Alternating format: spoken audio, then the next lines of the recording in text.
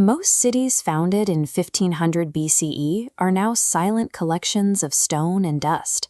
But Kashi remains a loud, chaotic, and intensely breathing city, refusing to follow the typical life cycle of ancient civilizations.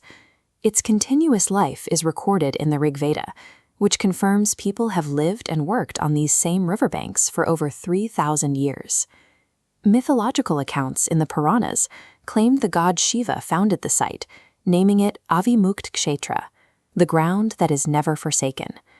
By 600 BCE, Kashi anchored one of India's 16 powerful Mahajanapadas, operating as a primary hub for the regional metal industry and the lucrative silk trade.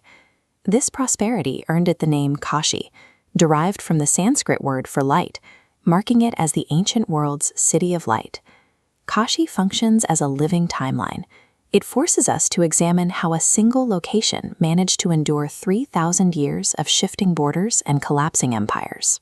The city's early survival relied on its position as an intellectual magnet, drawing the continent's deepest thinkers and spiritual leaders across multiple faiths. In 528 BCE, Siddhartha Gautama traveled to Sarnath, just outside the city, to deliver his first sermon and establish the foundations of Buddhist thought. Jain tradition also holds the city in high regard, identifying it as the birthplace of Parshvanath, their 23rd Tirthankara. During the Gupta period, Kashi became the undisputed center for Sanskrit literature and Hindu philosophy, drawing students from across South Asia. By this point, the city's influence was no longer tied to its physical walls. It had become an intellectual center of gravity that no rising empire could easily ignore. This cultural prominence eventually made the city a target. During the Middle Ages, Kashi entered a period of extreme physical vulnerability. Beginning in the 11th century with Mahmud of Ghazni, the city faced systematic destruction as sultans targeted its wealth and monuments. The most significant physical blow occurred in the 17th century, when the Mughal Emperor Aurangzeb ordered the demolition of the Kashi Vishwanath Temple to make way for the Gyanvapi Mosque.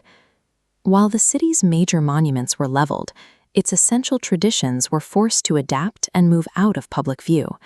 Scholars and saints maintained a covert network, preserving religious and philosophical teachings through oral tradition and private study, away from the demolished temples. This era of suppression produced some of the city's greatest literature. Poets like Tulsidas and Kabir recorded the spirit of the city in verses that were easier to preserve and hide than stone monuments. These centuries of conflict showed that Kashi's survival was no longer dependent on any single building. By encoding its knowledge into literature and the memory of its scholars, the city became practically indestructible. This enduring cultural identity eventually triggered a massive rebuilding effort in the 18th century, as regional powers sought to restore Kashi's physical grandeur. In 1780, the Maratha ruler Rani Ahilyabai Holkar financed the reconstruction of the Kashi Vishwanath Temple, restoring the city's spiritual heart. Under British rule, the city transitioned into a nerve center for the Indian freedom struggle, where nationalist thinkers gathered to organize against colonial authority.